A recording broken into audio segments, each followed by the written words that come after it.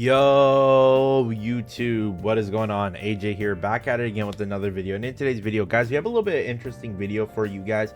And tier list video, normally either you agree with it or it raises like pitchforks because a lot of people are very biased towards certain weapons and certain characters and stuff like that. But it's okay, I'm all for it. But in today's video, we're going to be talking about the Wuthering Waves 2.0 5-star weapons. And you may be asking yourself, AJ, why is it only limited to the 5-star weapons? And I want to explain to you guys that the reason why it's only limited to 5-star weapons, and this is going to be explained to new players, light spenders, or even veterans. If you've been a veteran and played since day one of Wuthering Waves, then you know that with how much Kuro has rewarded you each patch, and with one big change being that the weapon banner is guaranteed, max pity I believe is 70 if I'm not mistaken.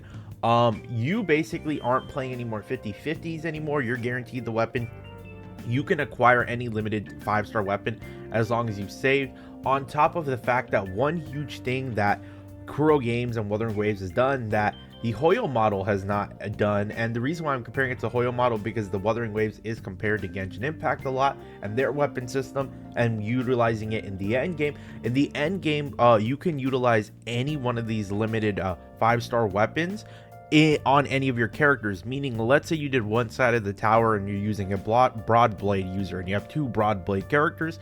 Essentially you can clear one side with the same weapon on the left side, let's say, right? You clear all of it, you use this one weapon, so we can say Gion's weapon, for example, right? Then you can go on the right side, take off that weapon that you currently use from the left side, use it on the right side, you know what I mean? And clear that side as well. So that's the one blessing that Kuro's given us, is that they're not locking weapons down to certain characters. When you clear endgame, you're allowed to be these weapons are very versatile. You're allowed to use them on multiple characters to clear the end game. So I want to do the main 5 stars because eventually anybody who's a free-to-play light spender is going to be able to acquire multiple of these, and you just want to have the right ones that will save your account in long-term value. Now we're going to talk about it because it's 2.0. We're going to see how these 5-star weapons have lived up, and honestly we might do this again when either at 2.5 or something like that, or when the next big region comes out. That way there's more weapons to see how weapons have aged.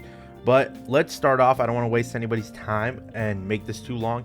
Let's start off with the first 3 weapons, and we're going to put them all in B tier. So we're going to talk about the standard 5-star gauntlets, rectifier, and broadblade. And the reason why they're in B tier, guys, and keep this in mind, is that these weapons will only go up over time. Currently right now Kuro hasn't released a limited 5-star, like just a pure attack percent DPS.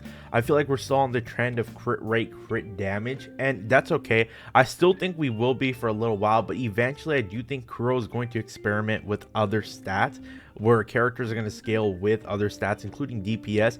So eventually over time I do expect to see just the pure attack percent monsters that are going to be in Apex tier on my list, or top of S tier, that are going to come into the game that are going to destroy stuff. So these weapons currently right now, if you do have them, guys, don't worry, they're not a waste. They're only going to get better over time. That's the only thing right now. They might just be sitting in the back burner, or you may be utilizing them because you don't have a better option, right? But these weapons will get better over time with the characters coming out. Let's talk about the next 2 really quick, which is Emerald of Genesis and the weapon. And honestly, I think I'm going to put Emerald of Genesis and this weapon in, okay, I don't want to put them in S tier yet, but I want to put them in A tier. They're very solid. The bonuses are all right on them for what the weapon description offers, right? But I think what's amazing and separates them currently right now from their counterparts, or these 3 other counterparts, these 2 right now are offering a stat that's currently meta with the DPSs in the current moment, which is crit rate right now. If you have a weapon that has crit rate or crit damage, guys, it's very valuable right now, because a lot of the DPS characters are crit rate, crit damage based. We all know it's a coin toss on echoes. You either need the crit rate or the crit damage. So having these 2, even though the weapon bonuses are, you know what I mean, the descriptions on them, the little passives and all that are right, the basic stat stick that for what they are do go a long way currently right now. Next we have Chang Li's weapon, and this is where things start to get spicy, because I start to think, oh, is a weapon too specific on the passive, and can you utilize it long term? I do think Chang Li's weapon falls into A tier. It's better than Emerald and Genesis in my opinion, but it's only tailored specifically towards her. And honestly, there might be some pitchforks over here. Let's go ahead and throw in Gooner Girl, Psycho Girl up here too. But before you raise your pitchforks, guys, one of the things I want to do is, these two weapons are obviously better than Emerald and Genesis and the pistol, because they are the signature characters who are very, very strong. These weapons are S tier for those characters, right? They're amazing, just weapons tailored for Chang Li and our Gooner Girl, Psycho Girl. But the only issue that sometimes I see is that it's too specific and too tailored to the character, where the versatility somewhat lacks. And that's the thing that I'm a little bit you know, like on. Like, you want to invest in weapons. Obviously, if you have the character, go for the signature weapon.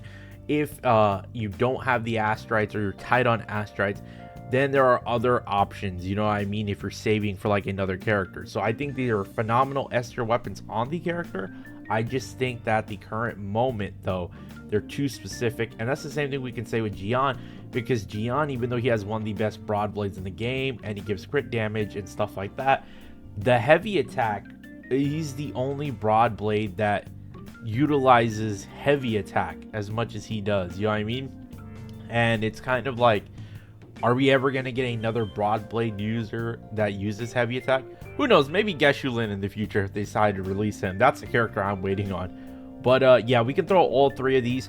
Great S tier weapons for the character.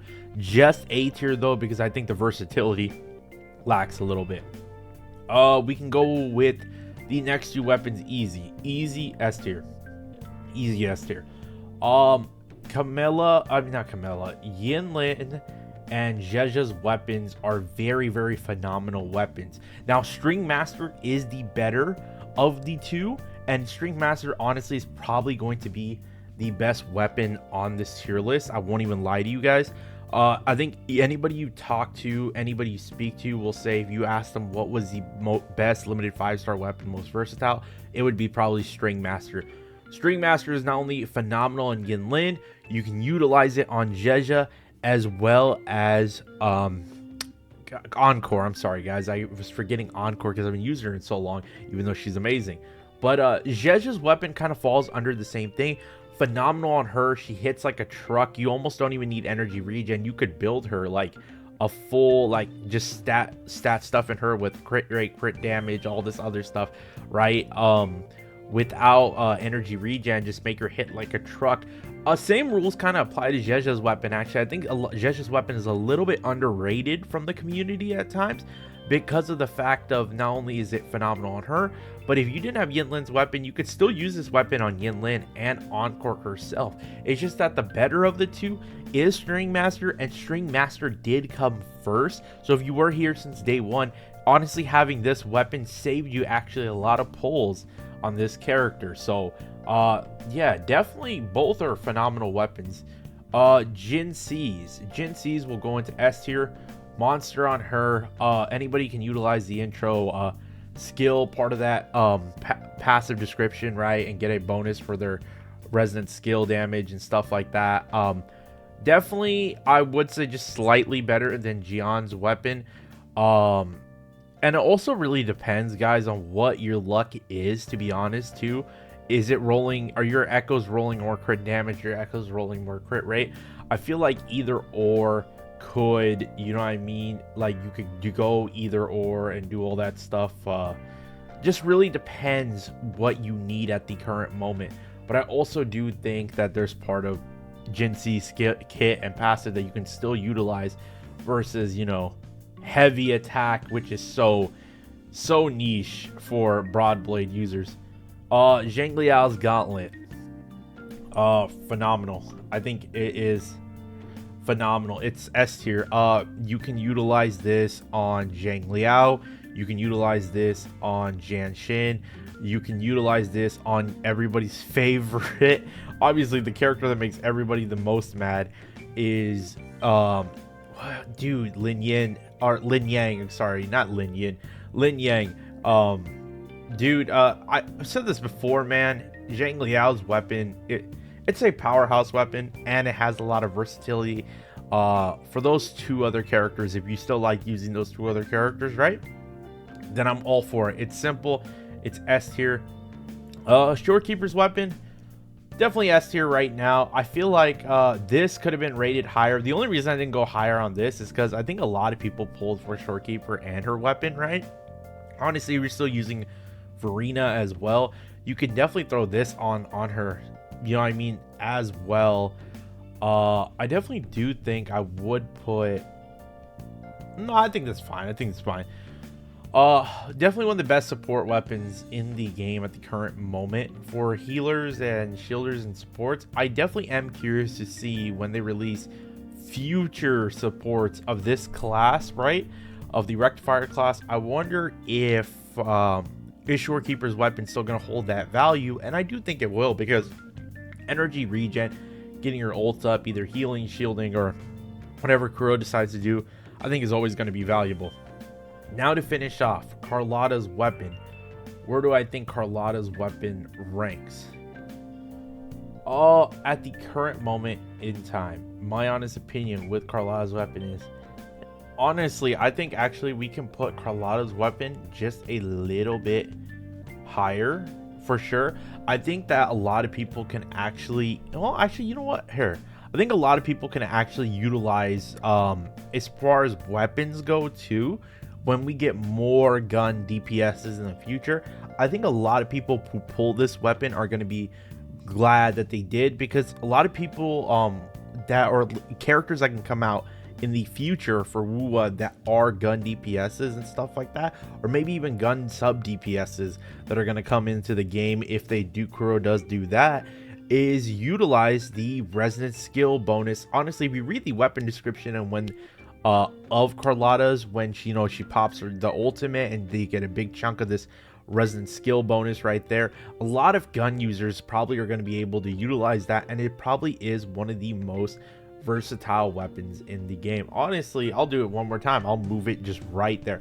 I do think it's one of the best weapons to invest in if you do not only have Carlotta, but even in the long term, right? Now, if you do have obviously the standard one, you're like, I really don't want to use Carlotta's, I understand that, but I do think Carlotta's weapon is a monster on her, as well as I do think it's going to have a lot of future longevity. That's it for this video. I know there's probably going to be some interesting opinions down in the comment section below. Please leave a like, comment, and subscribe. Thank you guys so much for the support. I'm curious to hear what you guys agree with, what you guys disagree with. Again, guys, let's just have a civil conversation.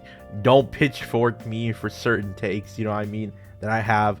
But yeah, overall, that's it for this video, and I'll talk to y'all next time. Peace.